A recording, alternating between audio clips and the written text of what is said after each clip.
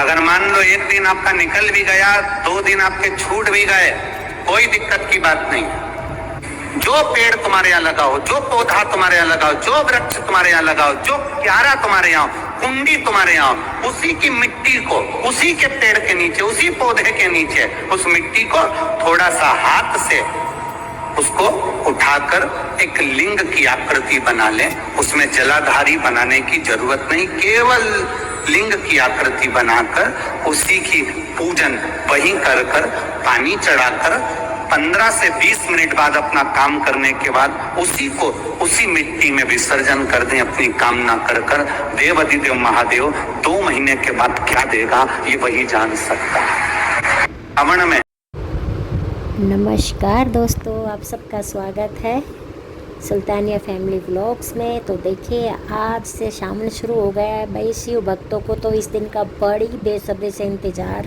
रहता है। मुझे तो बहुत ज़्यादा बेसब्री से इंतज़ार रहता है सावन का। और आज मैं जल्दी ही उठ गई थी, तो कभी थोड़ी सी तो एसी की आवाज़ भी आ रही है लोगों की, और देखो चिड़ियों की चहकाने की आवाज़ आ रही है। आज मैं सुबह जल्दी 5 बजे ही उठ गई थी और अब मैं कर रही हूँ, बाहर देखने आई और अब कर लेती हूँ मैं पूजा।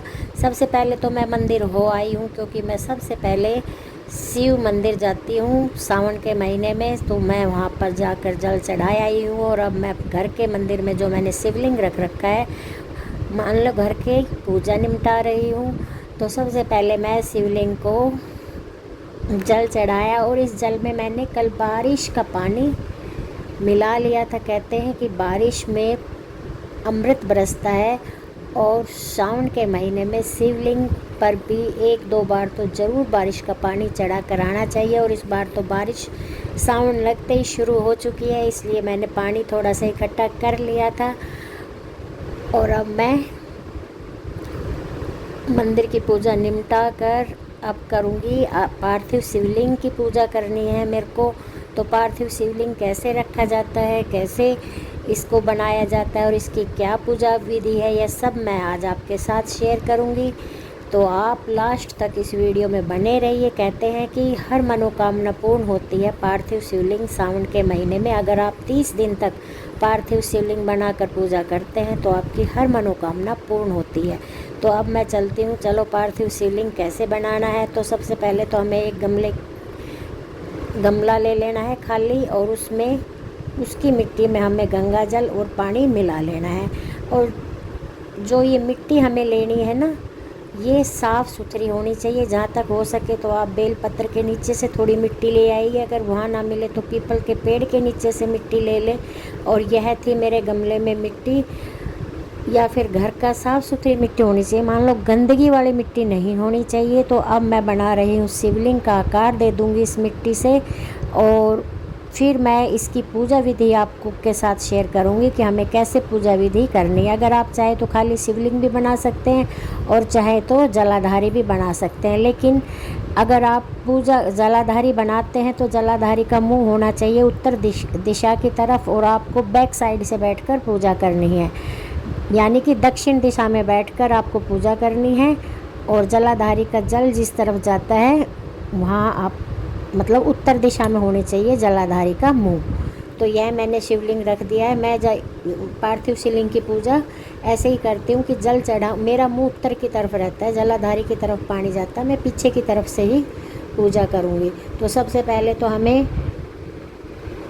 शिवलिंग पर सिंपल पानी चढ़ाना है। इसी में मैंने जल भी मिला रखा है, गंगा जल मिला रखा है। और फिर हमें कच्चा दूध चढ़ाना है शिवलिंग पर। उसके बाद मैं लगाऊंगी, अब चंदन से तिलक करूंगी। फिर से जल चढ़ाना है, पहले जल फिर दूध फिर जल।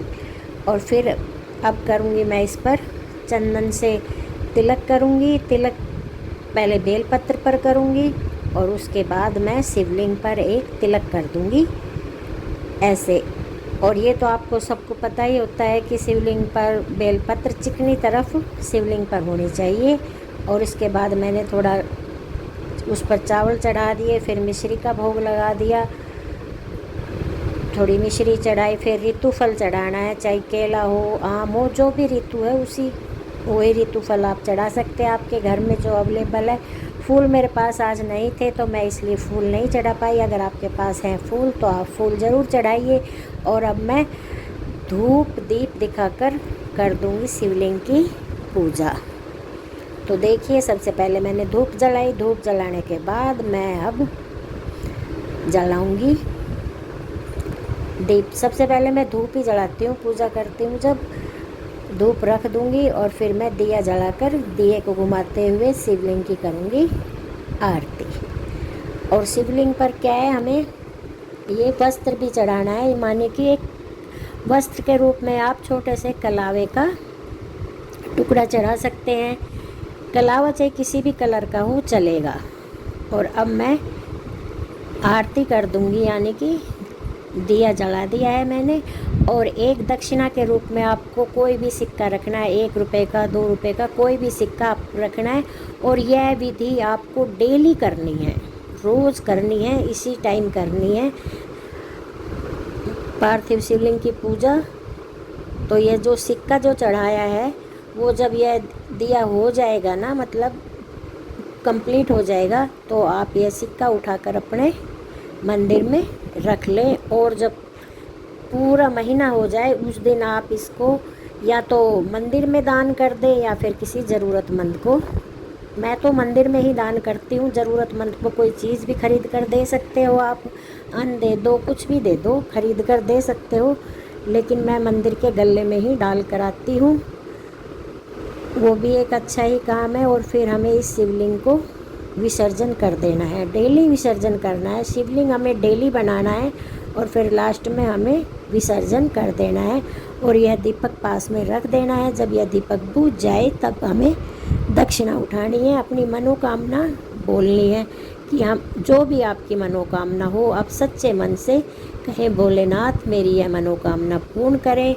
मैंने आपका पूरी श्रद्धा के साथ यह पूरी पूजा की है, तो भोलेनाथ तो बहुत ही भोले हैं, आपकी मनोकामना ज़रूर पूरी करेंगे। और मैंने तो अपनी मनोकामना मांग ली है और मेरी तो हमेशा भोलेनाथ ने सुनी भी है। तो इसलिए मेरा तो अटूट विश्वास है कि इस बार मेरी मनोकामना पूर्ण होगी। और फिर देखिए, मैं यह सिक्का उठाकर जब पूजा हो जाए, आसन को हटा देना है, शिवलिंग को विसर्जन कर देना है। उसके बाद यह सिक्का उठाकर आपको अपने मंदिर में रख लेना है। और जो यह ऋतु फल, जो भी हमने फल चढ़ाया है, इसको मतलब घर में ही, घर के लोगों में प्रसाद के रूप में बांटकर खा लेना है। तो यह है पार्थिव शिवलिंग की पूजा की विधि। यह देखिए, अब दिया बुझ गया है। मैं यह सिक्का उठाकर अपने मंदिर में रख दूंगी। 30 दिन के 30 सिक्के हो जाएंगे, पूरे महीने के सिक्के इकट्ठे करके ही आपको मंदिर में देने हैं। तो जी, यह थी आज मेरी पार्थिव शिवलिंग की पूजा। आपको मैंने पूरी